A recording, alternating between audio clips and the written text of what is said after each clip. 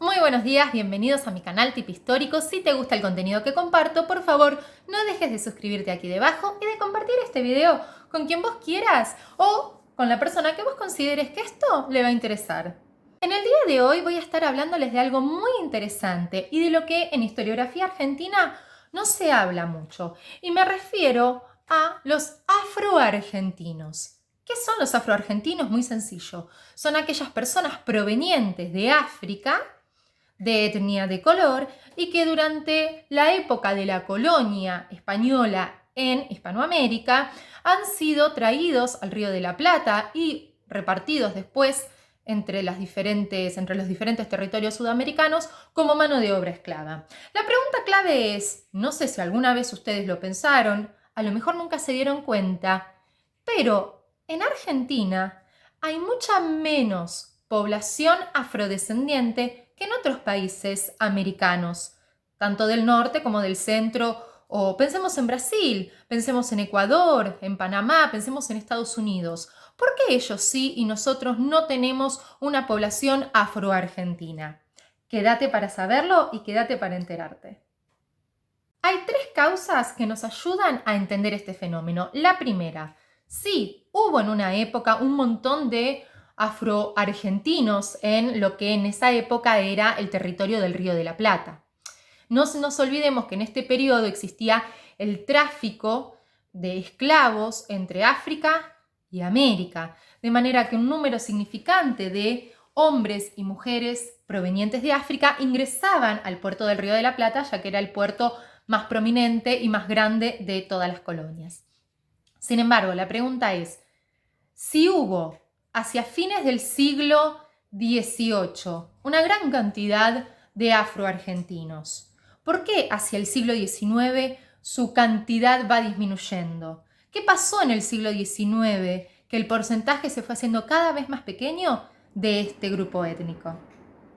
Bueno, como les decía, hay tres causas para explicar este fenómeno. La primera tiene que ver con que muchos de ellos participaron de las guerras de la independencia y posteriormente de la guerra contra Brasil en 1825. No nos olvidemos que en 1825 estuvimos los argentinos enfrentados bélicamente contra Brasil, disputándonos el territorio de la Banda Oriental, actual Uruguay, y muchos años después, durante la presidencia de Bartolomé Mitre, estuvimos de guerra contra el Paraguay, en la famosa Guerra de la Triple Alianza.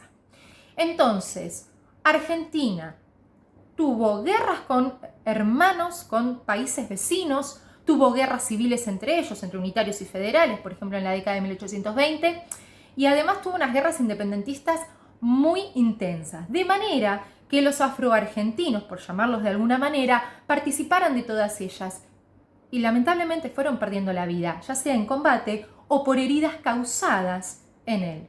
Otra causa, la número 2, explica lo siguiente. Las mujeres africanas, las mujeres de etnia de color, ante la falta de varones para reproducirse, mejor dicho, optaron en una sociedad colonial donde todavía imperaba el sistema de castas, a parearse con hombres blancos o con hombres mestizos, pensando en su descendencia, pensando en sus hijos e hijas. Creían que esto les iba a traer mayores oportunidades sociales y les iba a posibilitar a sus hijitos y a sus hijitas ascendencia social, movilidad social, ya que los afroargentinos no gozaban ni de privilegios ni de derechos. Las mujeres, ante la falta de varones de color, van a procrear con hombres blancos para dar a luz a niños mestizos que al menos tuvieran un poquito más de oportunidades que sus progenitores. La tercera y última causa, y no menos triste que las dos anteriores, es explicada a través de las condiciones de vida de los afroargentinos. A fines del 1700, principios del 1800, los afroargentinos vivían en condiciones deplorables, sin ninguna clase de asistencia médica y tampoco tenían acceso a alimentos de calidad. Es por eso que ante una pequeña gripe o ante cualquier dolencia no tenían la posibilidad de acceder a un servicio médico o de acercarse a alguien que los pudiera asistir y ayudar. Por eso, el nivel de mortalidad en los afroargentinos será mucho más alto que el nivel de mortalidad que tendrá el hombre blanco o descendiente de europeos. A modo de conclusión, creo importante hablar de este tema porque los afroargentinos, si bien en esa época no era Argentina, pero para diferenciarlos de los afroamericanos, que es una terminología muy utilizada para hablar de los descendientes de africanos que viven en Estados Unidos, me parece que es valioso visibilizar su historia porque son los grandes invisibles de la historiografía argentina.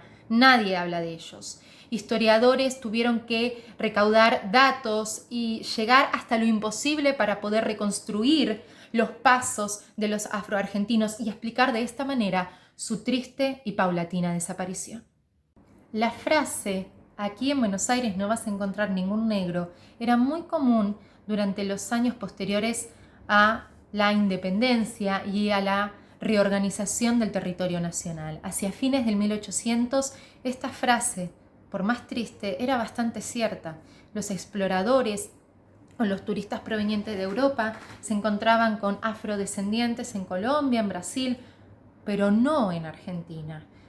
Despectivamente, los porteños decían: acá no te vas a encontrar con ningún negro. Y era cierto. Gracias a los estudios de historiadores muy comprometidos con este enigma de la historiografía argentina, historiadores como Reid Andrews, Isabel Rennie y Magnus Mörner, podemos quitar un poco el velo que cubre esta interrogante, y gracias a ellos tres y otros que han quedado en el anonimato podemos reconstruir poco a poco la historia del afroargentino y de la triste etapa y del triste rol que tuvo que cumplir aquí en las colonias del Río de la Plata.